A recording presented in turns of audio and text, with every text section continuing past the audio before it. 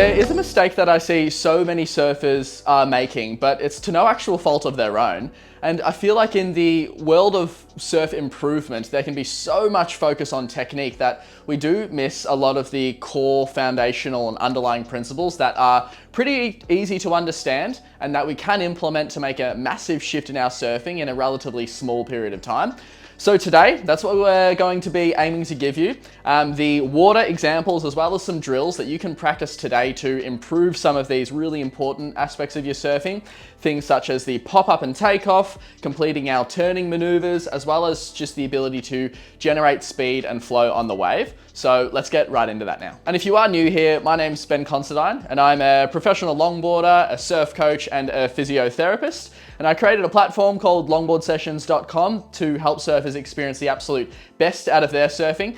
And today I'm here to help you with your surfing no matter what level you're at. And just quickly, if you haven't checked out the freebies at longboardsessions.com in the free member section, then feel free to click a link down below somewhere and you'll be able to see some of that. There's some really important stuff with respect to what we're speaking about today, using the right part of the board and getting our turns happening, gaining speed, that I think you'll find really, really helpful. So feel free to check that out, but let's get straight into the video. So this video is going to be really, really helpful for any surfer who's sitting in that beginner to intermediate stage of their surfing. And if you're wanting to see your surfing improve and advance to that next level, but to do that, you do need to level up in a few different domains. So things like your turns and how you're able to read the wave, as well as how you can actually tune into the pocket and get the energy from the wave is really, really important.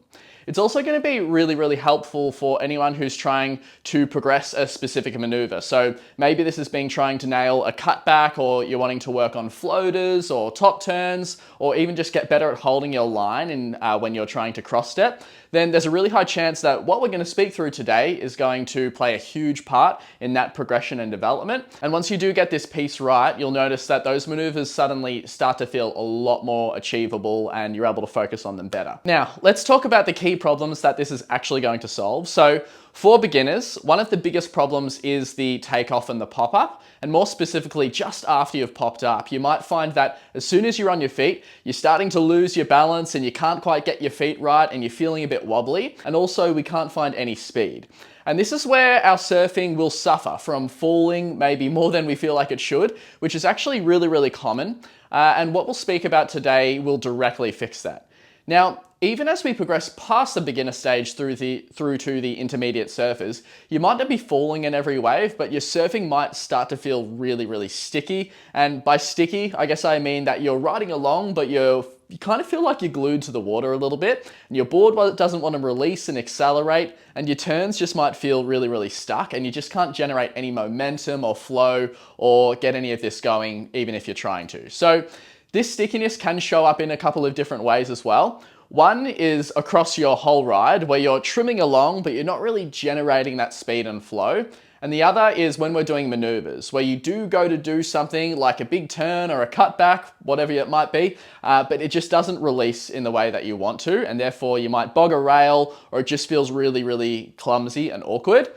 But now the good thing is that the solution for both of these is actually going to be the same today. And where we can unlock it all is by learning how to connect with the wave properly, learning how to set up your speed, as well as the last thing that we'll address today, which is actually a big one for a lot of surfers, and that being how to find that sweet spot of the board for yourselves. All right, let's dive headfirst into the takeoff. The takeoff is such a critical moment, and a lot of the problems that we have in our surfing can actually be traced back to the takeoff, because if we don't get this right in the water, then it can be really, really hard to recover from.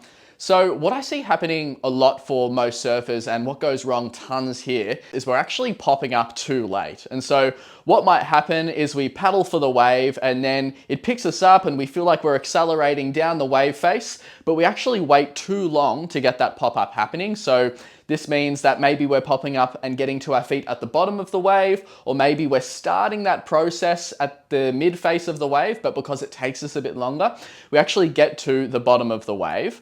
And this is where we do lose a lot of our speed, as well as we really struggle with our balance and our stability. And this is one of the reasons why we find as beginner surfers or heading into the intermediate stages of our surfing that the pop-up and our pop-up in general just feels really tricky. Other times people might pop up at the right time, but when they stand, they actually just stay too low. And so they're really compressed, like they're squatting down on the board.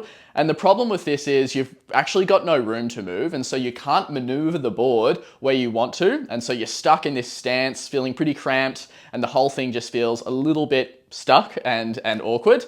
Now, for these two mistakes or areas of improvement, these both result in us popping up and aiming straight towards the beach and towards the flats of the wave or that bottom third. So instead of angling down the line, you pop up and hit that bottom third or the flats, which I actually call our no-go zone for surfers in this stage of their surfing, because generally speaking, this is the part of the wave that we really want to try and avoid at all costs.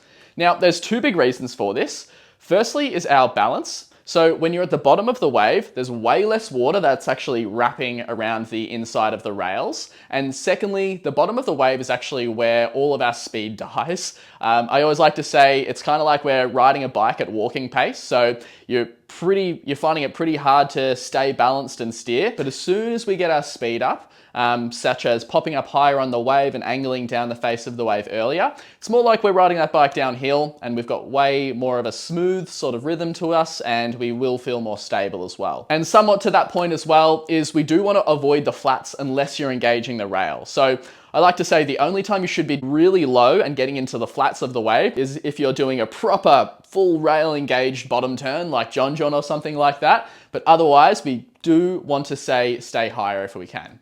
So fixing your takeoff in this way instantly gives you more stability, more speed, and just more flow from the wave. So next, I wanted to talk about maneuvers, and maybe something that doesn't get enough attention, in my opinion, but I do firmly believe that a huge component of our maneuvers are actually about the setup for these. And the biggest part of the setup is definitely going to be our speed. And this is where, as you want to go for a cutback or an off the top, or maybe you're just wanting to cross step on your longboard, the instinct is to focus on the move and how we're going to do it, how to twist your shoulders, how to put your feet where you need to, how to pivot the board around. But none of this will actually connect if we don't have that speed, which is kind of the prerequisite for all of this.